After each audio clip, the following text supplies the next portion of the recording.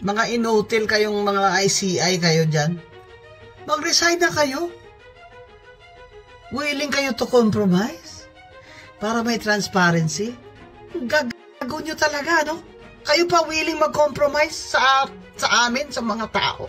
Eh, may constitutional right kami to information, di ba? Mga gago kayo dyan.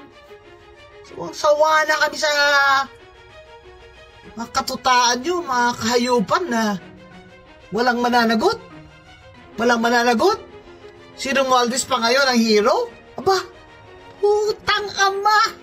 Ang mastermind pa ang mag-state witness? Eh, yun ang i-recommenda nyo, mga ICI kayo, mga inutil kayo. Ang utos sa inyo ni BBM, si Saldi ko lang ang ikukulong nyo, yun lang yun? Yun na? Talagang untouchable si Romualdez sa Martin Luther King, ha? Pero kung hindi nyo kaya, panindigan yan, yung putang aman yung ICI na yan, wala nang trust ang tao sa inyo, eh mag-resign na kayo lahat.